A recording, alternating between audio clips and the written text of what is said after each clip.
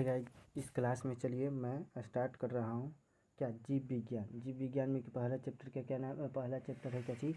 पहला चैप्टर है क्या बोलता है कि जैव पराक्रम। उसी का मैं डिस्कशन कर रहा हूँ। सभी क्वेश्चन VVI ऑब्जेक्टिव के साथ जो गैट्स के द्वारा निकाला जाता है। तो चलिए मैं इस क्वेश्चन को बारीकी तरह से समझते हैं, आप लोग को भी समझाते हैं ताकि एग्ज़ाम में आप लोग को भी अच्छा परफॉर्मेंस रहा है ना। तो चलिए पहला क्या चाहिए? पोषण। टॉपिक पहला क्या चाहिए? पोषण। तो यहाँ पे पूछा जा रहा है प्रकाश संश्लेषण की क्रिया में ऑक्सीजन बाहर निकलता है। प्रकाश संश्लेषण होता है ना, उस क्रिया में ऑक्सीजन बाहर निकलता है किसे से? ए में दिया गया जल से, या बी में दिया गया कार्बन डाइऑक्साइड से, या सी में दिया गया ग्लूकोज से, या डी में दिया गया डिक्टियोजोम से। तो किससे निकलता है? तो बता सकते हैं किससे निकलता है? तो ये निकलता है जल से। किससे निकलता है? तो जल से निकलता है। तो इसका आंसर क्या चाहिए होगा? तो ए होगा। उसी प्रकार अगला क्वेश्चन पे चलते हैं। अगला क्वेश्चन इसमें क्या बताया जा रहा है? गवाइटर। गवाइटर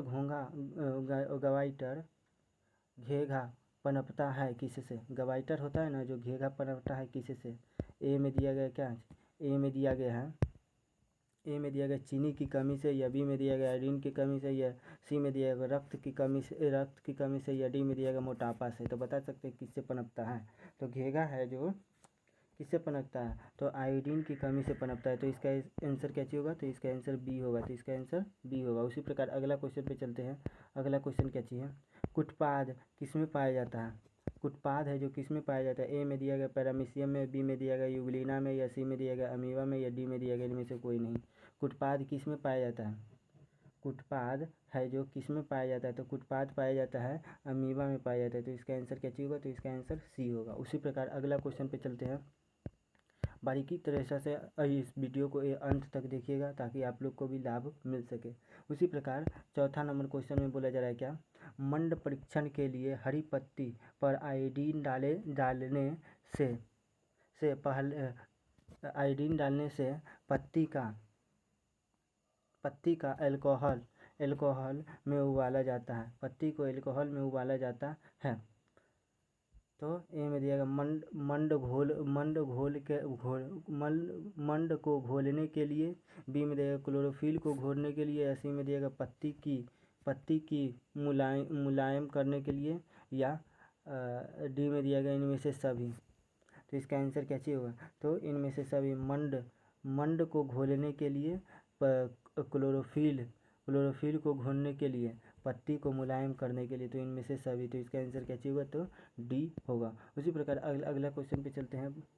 5वां नंबर क्वेश्चन में बोला जा रहा है, 5वां नंबर क्वेश्चन में यही बोला जा रहा है कि स्लाइड को सर्वप्रथम कंपाउंड माइक्रोस्कोप से देखा जाता है।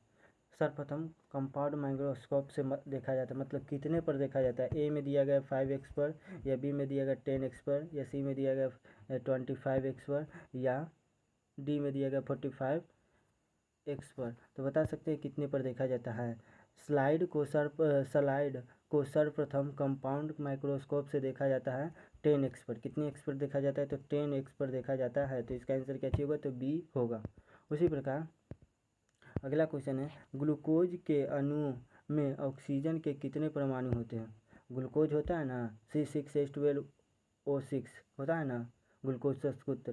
ग्लूकोज का सूत्र होता है C6H12O6 होता है ना, यही होता है ना ग्लूकोज का सूत्र। तो उसी प्रकार यहाँ पे पूछा जा रहा है क्या? ग्लूकोज के एक अणु में ऑक्सीजन के कितने परमाणु होते हैं? तो ए में दिया गया 4, बी में दिया गया 6, या सी में दिया गया 8, या डी में दिया गया 12। तो इसका आंसर क्या चाहिए होगा? तो इसका आंसर होगा 6। इसका आंसर क्या चाहिए होगा? तो 6 होगा। उसी प्रकार अगला क्वेश्चन पे चलते हैं। अगला क्वेश्चन क्या है?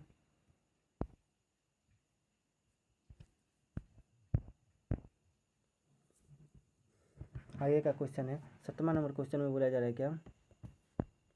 थोड़ा सा क्वेश्चन को साइज का देखते हुए क्या बोला जा रहा है?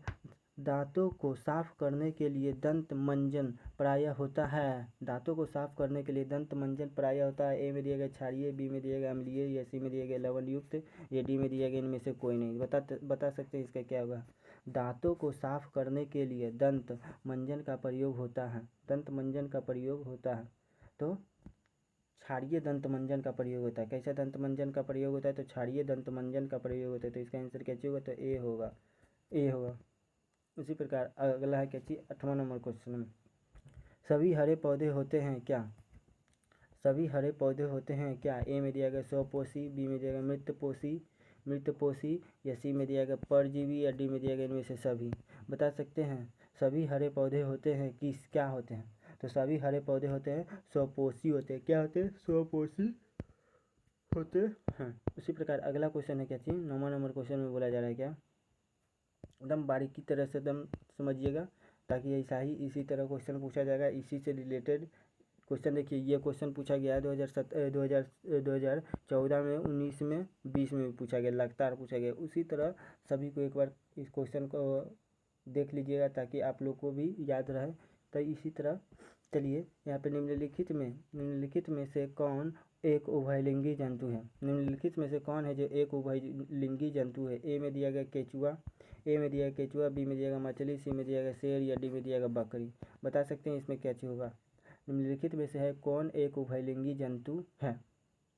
तो 9 नंबर का आंसर क्या चाहिए होगा? तो केचुआ है जो एक प्रकार के उभयलिंगी जंतु के रूप में जाने जाते हैं। तो इसका आंसर क्या चाहिए होगा? तो ए होगा, केचुआ। उसी प्रकार अगला क्वेश्चन है, अमीबा अपना भोजन कैसे पकड़ता है? अमीबा होता है ना, वो अपना भोजन कैसे पकड़ता है? ए में दिया गया स्पर्शक के द्वारा, या बी में दिया गया जीभ के द्वारा, या सी में दिया गया कुटपात के द्वारा, या डी में दिया गया मुंह के द्वारा।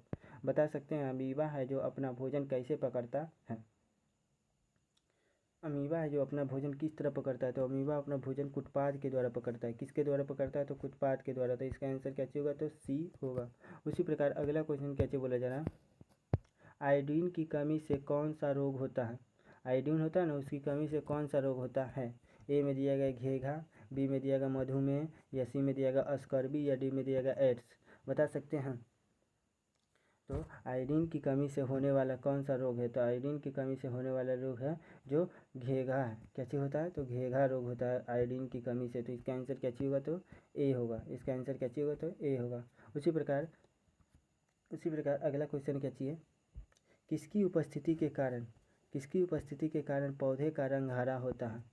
अब बता सकते हैं किसकी उपस्थिति के कारण पौधे का रंग हरा होता है? ए में दिया गया क्लोरोफिल, बी में दिया गया ल्यूकोप्लास्ट, या डी सी में दिया गया माइटोक्रोम, या डी में दिया गया इनमें से कोई नहीं। बता सकते हैं किसकी उपस्थिति के कारण पौधों का रंग हरा होता है? तो किसकी उपस्थिति के कारण पौधों का रंग हरा होता है? तो क्लोरोफिल के क्या बोलता है, क्लोरोफिल के कारण पौधों का रंग क्या चाहिए होता है? तो हरा होता है। तो इसका आंसर क्या होगा? तो इसका आंसर ए होगा ना, क्लोरोफिल के कारण पौधों का रंग हरा होता है। इस चैनल को अच्छा लगता होगा तो इस चैनल को सब्सक्राइब कर लेंगे, बेल आइकन बटन को दबा लेंगे, ताकि ऐसा ही वीडियो आपके पास आता रहेगा। चलिए बारीकी तरीके से आगे समझते हैं। आगे दिया गया है, क्या बोला जा रहा है, हाइड्रा में क्या पाया जाता है? हाइड्रा होता है ना, उसमें क्या पाया जाता है? ए में दिया गया मस्तिष्क, या बी में दिया गया तंत्रिका तंत्र, या सी में दिया गया मुख्य, या डी में दिया गया स्पर्शक। बता सकते हैं हाइड्रा में क्या पाया जाता है? हाइड्रा होता है ना, उसमें क्या पाया जाता है? तो हाइड्रा में एक प्रकार से क्या पाया जाता है? तो स्पर्शक पाया जाता है। क्या पाया जाता है? तो स्पर्शक पाया जाता है। तो इसका आंसर क्या होगा? डी होगा, स्पर्शक पाया जाता है। उसी प्रकार यहाँ पे पूछा जा रहा है क्या, अगला क्वेश्चन में, ग्लूकोज का रासायनिक सूत्र निम्नलिखित में कौन है? ग्लूकोज का रासायनिक सूत्र जो आगे बताए थे, ये नहीं होगा। उसी प्रकार ये नहीं होगा, C6H6O6 ये ही नहीं होगा। यहाँ पे है क्या चीज़, C6H12O6, ये है जो ग्लूकोज का रासायनिक सूत्र है। तो इसका आंसर क्या होगा? तो सी होगा। ग्लूकोज का रासायनिक सूत्र क्या चाहिए? तो सी में है जो C6H12O6 होता है।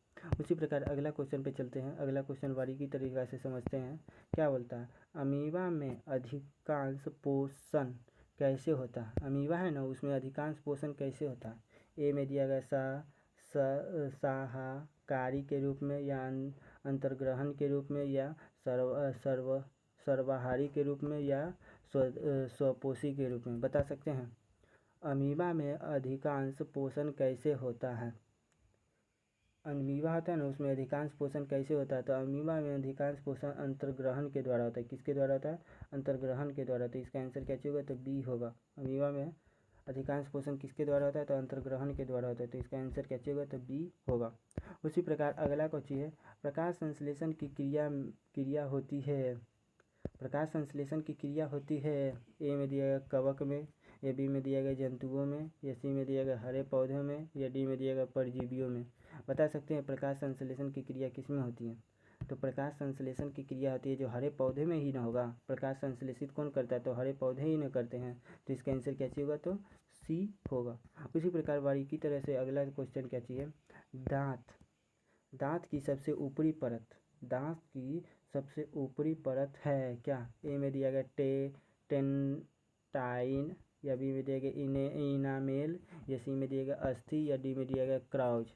बता सकते हैं दांत की सबसे ऊपरी परत है क्या? तो दांत की सबसे ऊपरी परत है इनामेल। क्या है? इनामेल। तो इसका आंसर क्या होगा? तो बी होगा। जो क्वेश्चन पूछा गया है 2021 में पूछे गए एक सवाल है ना, इनामेल। उसी प्रकार अगला क्वेश्चन क्या चाहिए, मानव आहार नाल का सबसे लंबा भाग है क्या? मानव आहार नाल का सबसे लंबा भाग है क्या? ए में दिया गया अमाशय, या बी में दिया गया छोटी आंत, सी में दिया ग्रसनली, या डी में दिया गया बड़ी आंत। बता सकते हैं आहार नाल का सबसे लंबा भाग क्या हो सकता है। तो आहार नाल का सबसे लंबा भाग है जो क्या है, तो इसका होगा छोटी आंत है जो आहार नल का सबसे लंबा भाग होता है। तो इसका आंसर क्या होगा? तो बी होगा, छोटी आंत। उसी प्रकार अगला क्वेश्चन क्या चाहिए, मैग्नीशियम पाया जाता है किस में? मैग्नीशियम पाया जाता है किस में? ए में दिया गया क्या, ए में दिया गया है क्लोरोफिल में, या बी में दिया गया लाल रक्त कण में, या सी में दिया गया वर्णिक लवक में, या डी में दिया गया श्वेत रक्त कण में। बता सकते हैं मैग्नीशियम पाया जाता है। तो मैग्नीशियम है जो क्लोरोफिल में पाया जाता है। किस में पाया जाता है? तो क्लोरोफिल में पाया जाता है। इसका आंसर क्या होगा? तो ए होगा, क्लोरोफिल में पाया जाता है। उसी प्रकार अगला क्वेश्चन पे चलते हैं। अगला क्वेश्चन क्या है बारीकी तरह से समझते हैं। यहाँ पे 20 नंबर क्वेश्चन है। क्वेश्चन क्या चाहिए? 20 नंबर। 20 नंबर पर बोला जा रहा है क्या, स्वपोषी पोषण के लिए आवश्यक है क्या? स्वपोषी पोषण के लिए आवश्यक है। देखिए क्वेश्चन बार बार दोहराया गया, 2015 में, 16 में, 19 में, 21 में दोहराया गया है ना। उसी प्रकार स्वपोषी पोषण के लिए आवश्यक है पर्णहरित, या सूर्य का प्रकाश, या कार्बन डाइऑक्साइड या इनमें से सभी। क्या हो सकता है? तो स्वपोषी पोषण के लिए आवश्यक है इनमें से सभी। सूर्य पर्णहरित क्या बोलता है, पर्णहरित भी चाहिए, सूर्य का प्रकाश भी चाहिए, कार्बन डाइऑक्साइड भी चाहिए, और इनमें से सभी। तो इसका आंसर क्या होगा? तो इनमें से सभी, इसमें से सभी। तो डी होगा इसका आंसर। उसी प्रकार अगला क्वेश्चन है न्यूक्लियस शब्द किनके द्वारा दी गई है? न्यूक्लियस शब्द होता है ना, वो किनके द्वारा दी गई है? ए में दिया गया रॉबर्ट ब्राउन के द्वारा, या बी में दिया गया रॉबर्ट हुक के द्वारा, या सी में दिया गया प्लाड,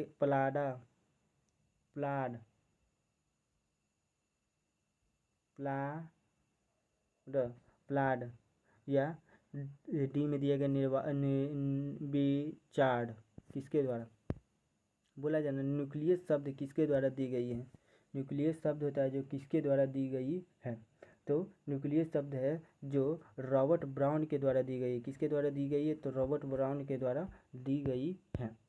उसी प्रकार अगला क्वेश्चन है, पौधे में भोजन किसके रूप में जमा होता है?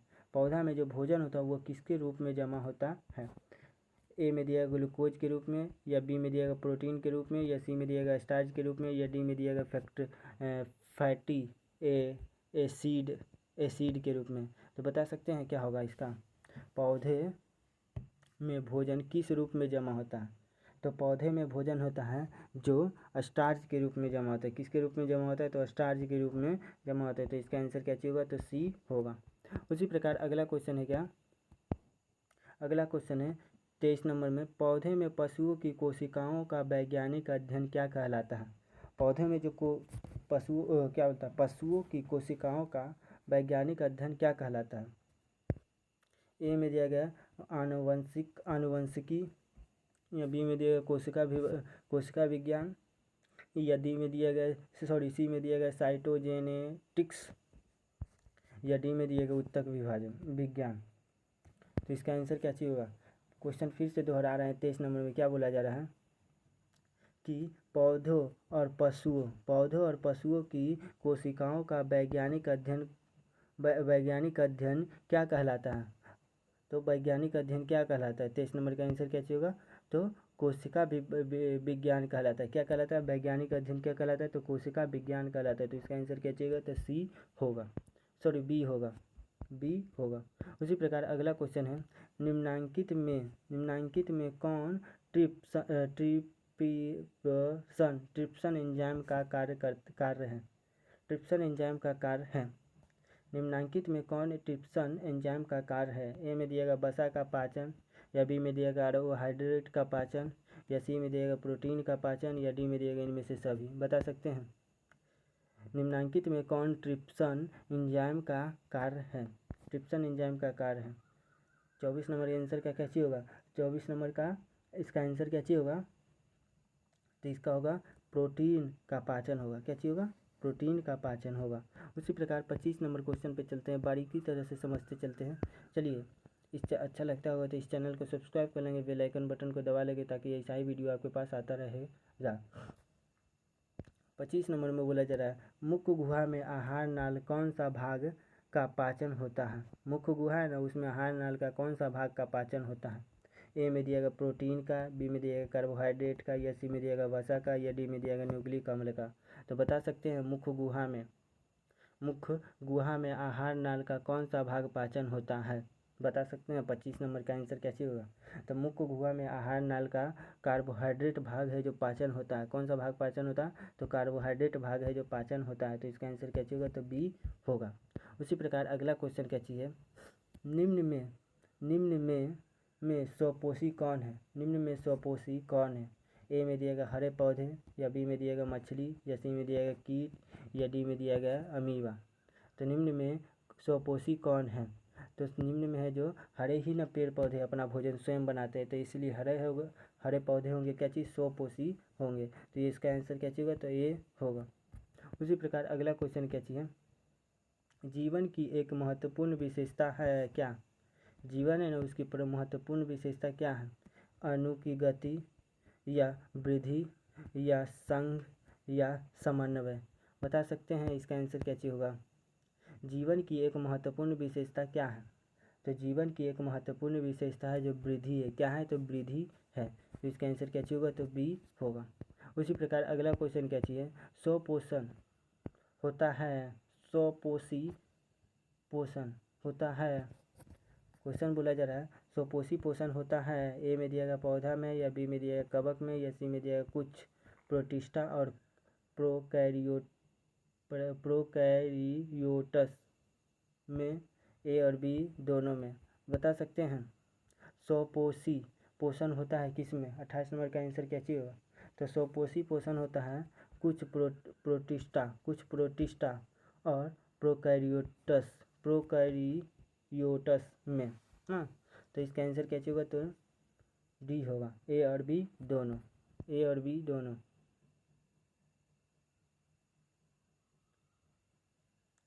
28 नंबर का आंसर क्या चाहिए होगा? तो 28 नंबर का आंसर होगा डी, पौधे में और कवक में। पौधे और कवक में क्या चाहिए होगा? पौधे और कवक में होगा ना। तो इसका आंसर क्या चाहिए होगा? तो डी होगा। उसी तरह आगे चलते हैं, बारीकी तरह से समझते हुए। क्या ग्रहणी भाग है किसका? बड़ी आंत का, या छोटी आंत का, या मुख्य गुहा का, या आमाशय का? ग्रहणी किसका भाग है? ग्रहणी है जो किसका भाग है? ए में दिया गया बड़ी आंत का, या बी में दिया गया छोटी आंत का, या सी में दिया गया मुख्य गुहा का, या डी में दिया गया अमाशय का। तो ग्रहणी एक प्रकार से किसका ग्रहणी भाग है किसका? 29 नंबर का आंसर बताइएगा। तो 29 नंबर का आंसर क्या होगा? तो ये है जो छोटी आंत का भाग है, किसका भाग है तो छोटी आंत का भाग है ग्रहणी, तो इसका आंसर क्या होगा तो बी होगा। उसी प्रकार अगला क्वेश्चन क्या चाहिए, कौन सा एंजाइम वसा पर कार्य करता है, कौन सा एंजाइम है जो वसा पर कार्य करता है, वसा पर कार्य करता है। ए में दिया गया पेप्सिन, या बी में दिया गया ट्रिप्सिन, या सी में दिया गया लाइपेज, या डी में दिया गया एमाइलेज। बता सकते हैं इसका आंसर क्या चाहिएगा, कौन सा एंजाइम वसा पर क्रिया करता है, कौन सा एंजाइम है जो वसा पर क्रिया करता है, तो लाइपेज है जो वसा पर क्रिया करता है, लाइपेज एंजाइम है जो वसा पर क्रिया करता है, तो इसका आंसर क्या होगा तो सी होगा। उसी प्रकार अगला है प्रकाश संश्लेषण होता है कब, प्रकाश संश्लेषण कब होता है, दिन में या रात में, या दिन और रात दोनों में, या इनमें से कोई नहीं। तो प्रकाश संश्लेषण किस में होता है, तो प्रकाश संश्लेषण सिर्फ दिन में न होगा, क्योंकि सूर्य कब उगते हैं तो दिन में न रहते हैं, तो प्रकाश संश्लेषण दिन में होता है, तो इसका आंसर क्या होगा तो ए होगा। उसी प्रकार अगला क्वेश्चन है क्या, अगला क्वेश्चन है मृतपजीवी का उदाहरण है क्या, मृतपजीवी का उदाहरण क्या है। ए में दिया गया अमीबा, या बी में दिया गया गोबरछत्ता, या सी में दिया गया उड़हुल, या डी में दिया गया अमरबेल। बता सकते हैं इसका आंसर क्या होगा, मृतजीवी का उदाहरण है क्या, मृतजीवी का उदाहरण क्या है, तो मृतजीवी का उदाहरण है गोबरछत्ता, गोबरछत्ता एक प्रकार के मृतजीवी है ना, तो इसका आंसर क्या होगा तो गोबरछत्ता एक प्रकार के मृतजीवी का उदाहरण है, तो इसका आंसर क्या होगा तो बी होगा। उसी प्रकार अगला क्वेश्चन पे चलते हैं। अगला क्वेश्चन में 33 नंबर में क्या बोला जा रहा है, 33 नंबर में यही बोला जा रहा है पौधों में प्रकाश संश्लेषण का स्थान है, पौधों में प्रकाश संश्लेषण होता है ना उसका स्थान है कहाँ। ए में दिया गया माइटोकॉन्ड्रिया में, या बी में दिया गया क्लोरोप्लास्ट में, या क्लोरोप्लास्ट में, या सी में दिया गया ल्यूकोप्लास्ट में, या डी में दिया गया इनमें से कोई नहीं, या डी में दिया गया इनमें से कोई नहीं। बता सकते हैं पौधों में प्रकाश संश्लेषण का स्थान है, पौधों में जो प्रकाश संश्लेषण होता है उसका स्थान कहाँ। 33 नंबर का आंसर क्या चाहिए, तो पौधों में प्रकाश संश्लेषण का स्थान होता है क्लोरोप्लास्ट में ही न होता है, तो इसका आंसर क्या होगा तो क्लोरोप्लास्ट में, तो इसका आंसर होगा बी। उसी प्रकार अगला क्वेश्चन पे चलते हैं। भोजन का पाचन किस प्रकार की अभिक्रिया है, भोजन का पाचन होता है ना वो किस प्रकार की अभिक्रिया है, अपचयन, या संयोजन, या उपचयन, या विस्थापन। बता सकते हैं भोजन का पाचन किस प्रकार की प्रक्रिया है, तो भोजन का पाचन है जो अपचयन अभिक्रिया है, भोजन का पाचन का किस प्रकार की अभिक्रिया है तो अपचयन अभिक्रिया है, तो इसका आंसर क्या होगा तो सी होगा। उसी प्रकार 35 नंबर क्वेश्चन में बोला जा रहा है एक वयस्क मनुष्य के दांत कितने होते हैं, जो एक वयस्क मतलब बड़े आदमी में मनुष्य के दांत कितने होते हैं। ए में दिया गया 28, आप लोग भी जानते होंगे इसका कितना दांत होगा 28, या बी में दिया गया 30, या सी में दिया गया 32, या डी में दिया गया 34। तो बता सकते हैं एक वयस्क मनुष्य के कितने दांत होते हैं तो 32 दांत होते हैं, कितने दांत होते हैं तो 32, तो इसका आंसर क्या होगा तो सी होगा, 32 दांत होते हैं। उसी प्रकार अगला क्वेश्चन पे चलते हैं। अगला क्वेश्चन क्या चाहिए, क्लोरोफिल वर्णक का रंग है कैसा, क्लोरोफिल वर्णक होता है ना उसका रंग कैसा होता है। ए में दिया गया हरा, या बी में दिया गया नीला, या सी में दिया गया लाल, या डी में दिया गया सफ़ेद।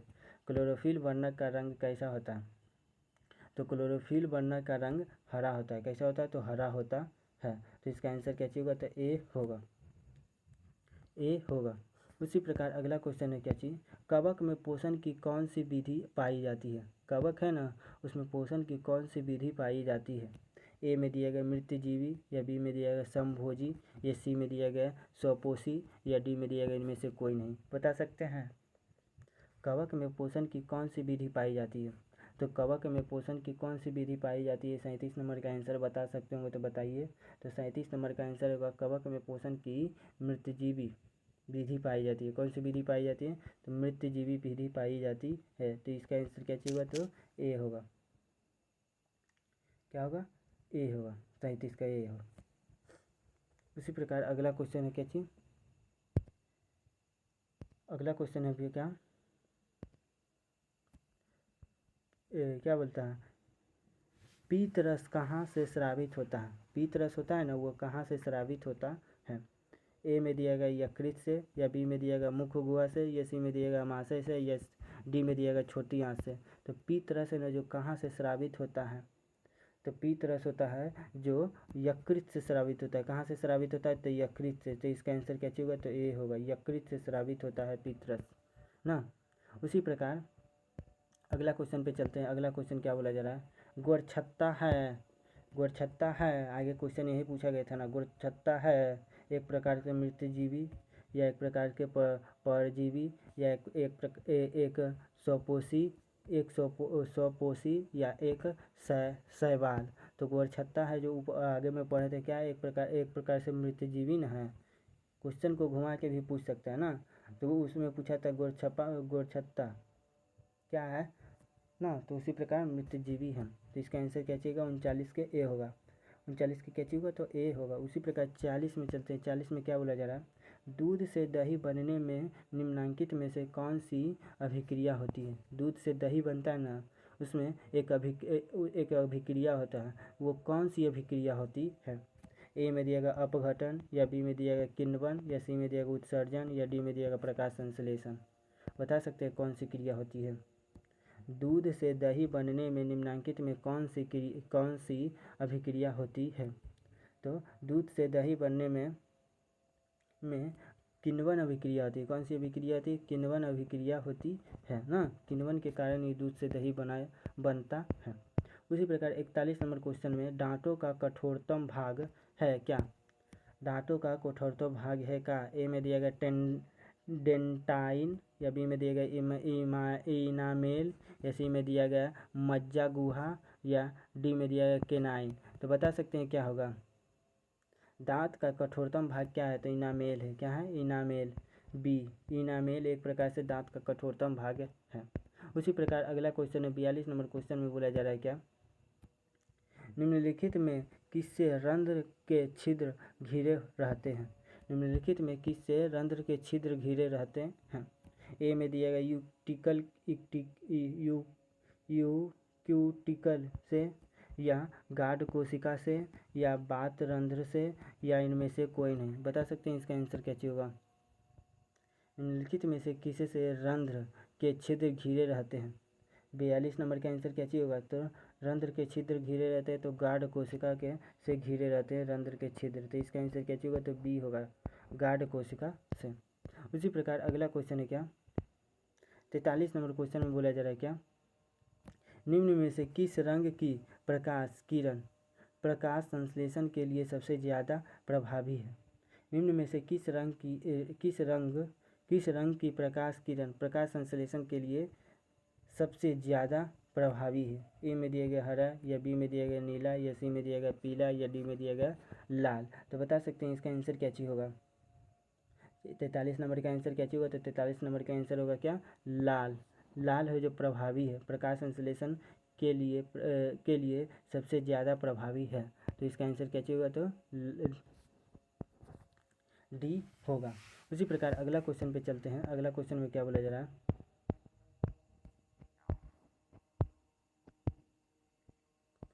अगला क्वेश्चन में बोला जा रहा है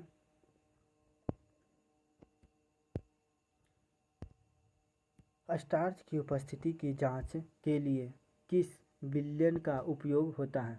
स्टार्च होता है ना, उसकी उपस्थिति के जांच के लिए किस विलयन का उपयोग होता है। किस विलयन का उपयोग होता है।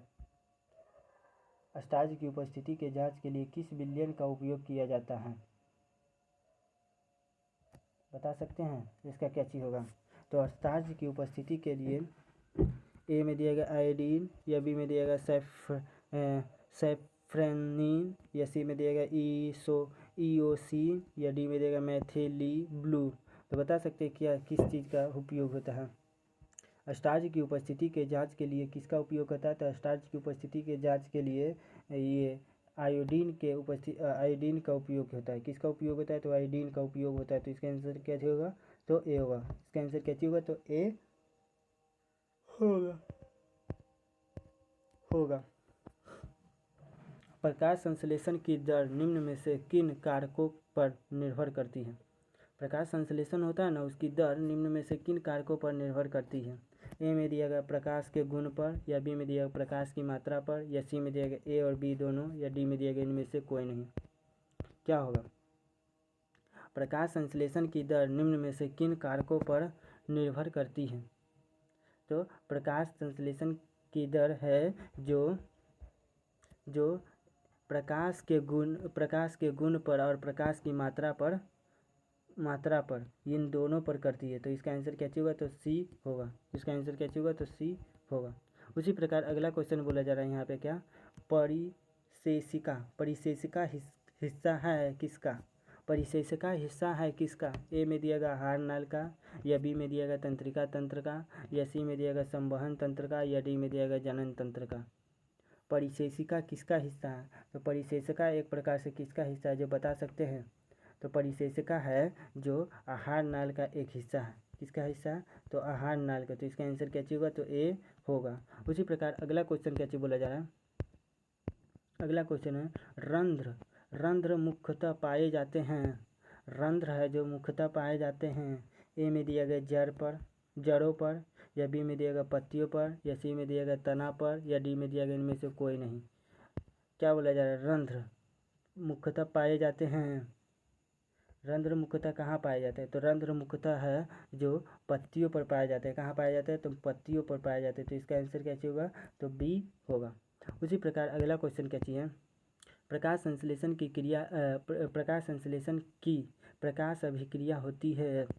प्रकाश संश्लेषण की प्रकाश अभिक्रिया होती है। ए में दिया क्लोरोप्लास्ट के स्ट्रोमा में, या बी में दिया क्लोरोप्लास्ट के ग्राना में, या सी में दिया कोशिका द्रव में, या डी में दिया माइटोकॉन्ड्रिया में। तो बता सकते हैं प्रकाश संश्लेषण की प्रकाश अभिक्रिया होती है किस में? प्रकाश संश्लेषण की प्रकाश अभिक्रिया किस में होती है? क्लोरोप्लास्ट के ग्राना में होती है। कहाँ होती है? तो क्लोरोप्लास्ट के ग्राना में होती है। तो इसका आंसर क्या होगा? तो बी होगा। उसी प्रकार अगला क्वेश्चन क्या चाहिए? परजीवी पौधा का एक उदाहरण है। क्या? परजीवी पौधा का एक उदाहरण है। ए में दिया गया गोबर छत्ता, या बी में दिया गया ब्रायोफिल्म, या सी में दिया गया अमरबेल, या डी में दिया गया जीर। परजीवी पौधा का एक उदाहरण है क्या? तो परजीवी पौधा का एक उदाहरण है क्या? तो ये है, क्या बोलता? अमरबेल एक प्रकार से परजीवी पौधा का उदाहरण है। तो इसका आंसर क्या होगा? तो सी होगा, अमरबेल।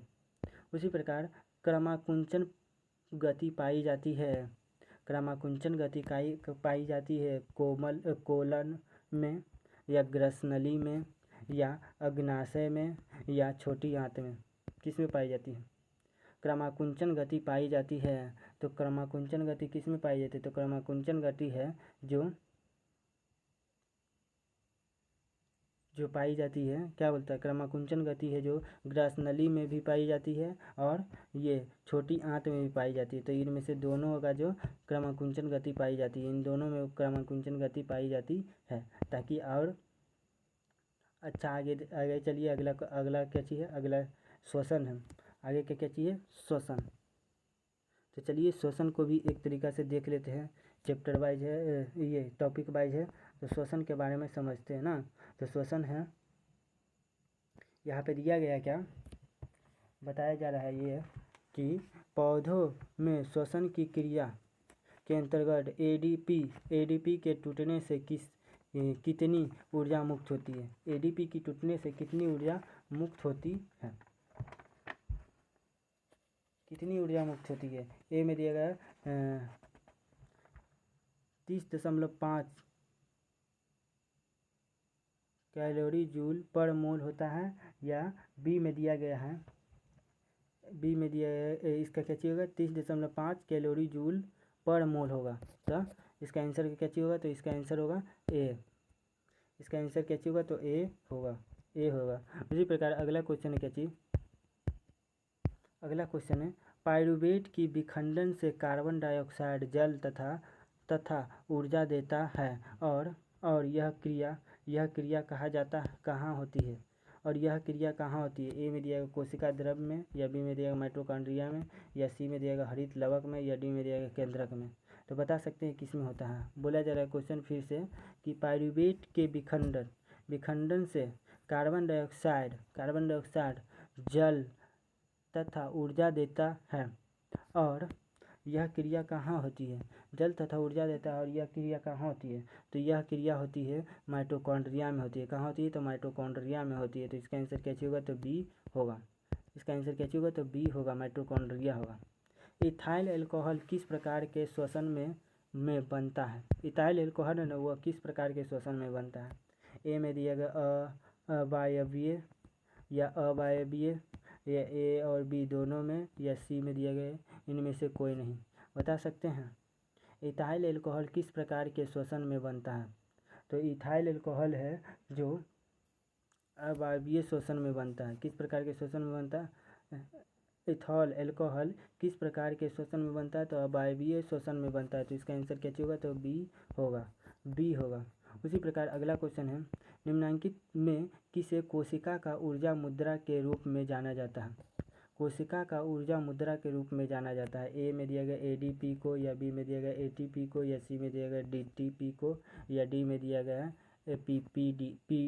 पीडीपी को। बता सकते हैं निम्नलिखित में किसे कोशिका का ऊर्जा मुद्रा कहा जाता है? तो बता सकते हैं इसका क्या होगा? 4 नंबर का आंसर क्या होगा? तो एटीपी कोशिका का मुद्रा के रूप में ऊर्जा मुद्रा के रूप में जाना जाता है, एटीपी को। तो इसका आंसर क्या होगा? तो बी होगा। उसी प्रकार अगला क्वेश्चन बोला जा रहा है, मछली का श्वसनांग है, मछली का श्वसनांग है ट्रेकिया में, या गिल्स में, या त्वचा या फेफड़ा। मछली का श्वसनांग मतलब सांस किससे लेता है? तो मछली है जो सांस लेता है कैसे? गिल्स के द्वारा नहीं, सॉरी कैसे, किसके द्वारा लेता है?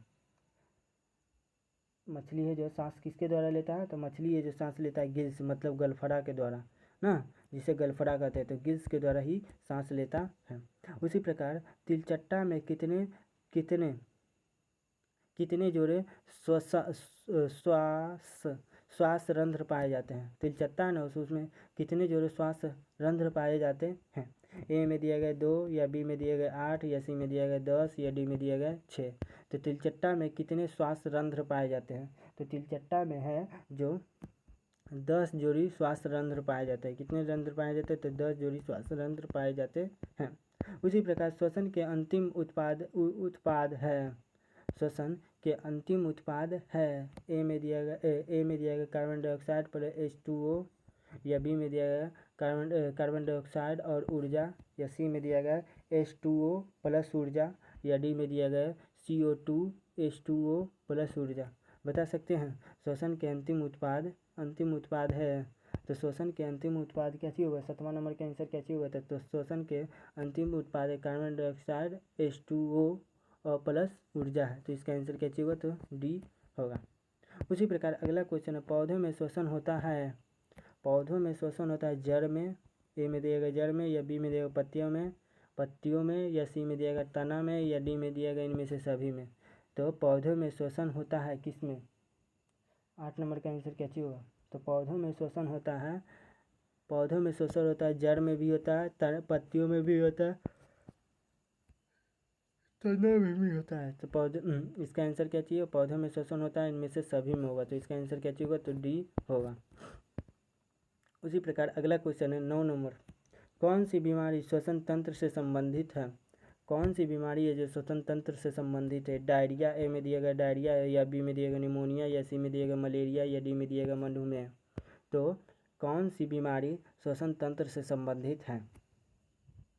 श्वसन तंत्र से संबंधित है कौन सी बीमारी? तो यह बीमारी है जो निमोनिया है, जो श्वसन तंत्र से संबंधित है, श्वसन तंत्र से संबंधित है। उसी प्रकार अगला क्वेश्चन है, ग्लाइकोलाइसिस होता है, ए में दिया गया माइटोकॉन्ड्रिया में, या बी में दिया गया कोशिका द्रव्य में, या सी में दिया गया गोल्जी कॉम्प्लेक्स में, या डी में दिया गया क्लोरोप्लास्ट में। तो इसका आंसर क्या होगा? ग्लाइकोलाइसिस होता है। तो ग्लाइकोलाइसिस कोशिका द्रव्य में होता है। पूछेगा ग्लाइकोलाइसिस कहाँ होता है? तो कोशिका द्रव्य में होता है। तो इसका आंसर क्या होगा? तो बी होगा। उसी प्रकार किस पौधे में रंध्र अनुपस्थित रहते हैं? किस पौधे में होता है जो रंध्र अनुपस्थित रहते हैं?